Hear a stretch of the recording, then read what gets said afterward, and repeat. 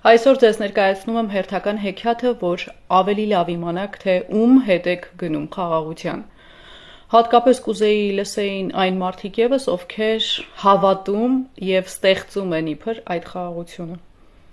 Ադրբեջանցուն շնորհակալություն ասող և գովաբանող մարդկանց նաև կխնդրեի լսել այս հեքիաթը։ Այդտեղ վերևներում ուր եք։ Ժամանակին ապրում էր մի հզոր Նադիր շահ։ Իդեպ Նադիր շահը հայերի հետ վատ չի եղել։ Հորինված քա ամբողջությամբ։ Տեսնելով այս ուժն ու զորությունը, հարևան երկրներից մեկի տիրակալը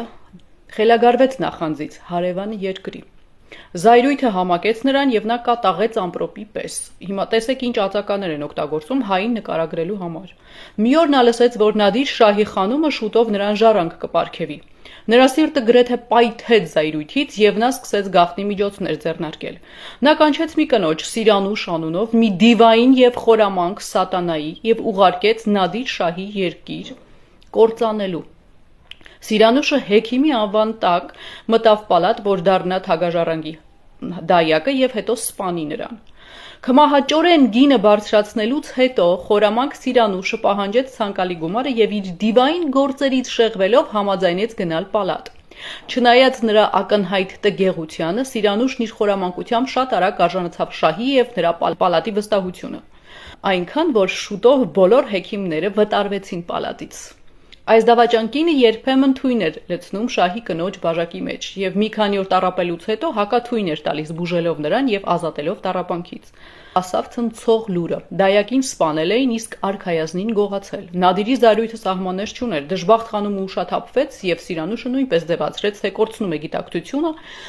արցունք թափեց, բայց դրանք ոչ թե վշտի, այլ ուրախության արցունքներ էին։ Պետք է ասել, որ յուրաքանչյուր չարագործությունից առաջ այս խորամանկ կախարդուհին զգույշ մտածում էր ամեն ինչի մասին։ Նա թունավորել էր դայակի շերբեթը։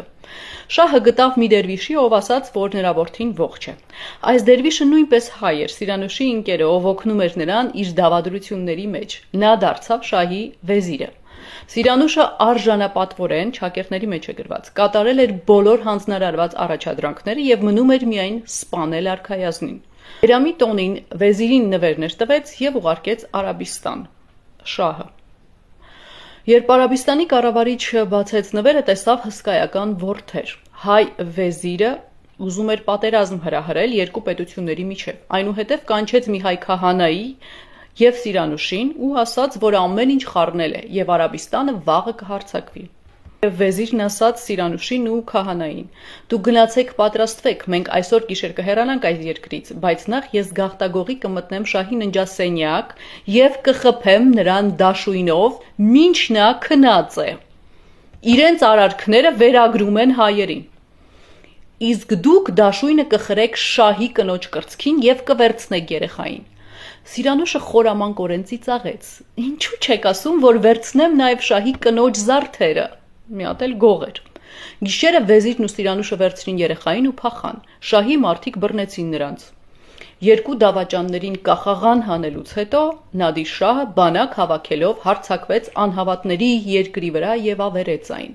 Դավաճանները ստացան իրենց արդար պատիժը, իրենց սեփական նախանձն ու չարությունը կործանեցին նրանց։ Խաղաղություն ամենեցուն։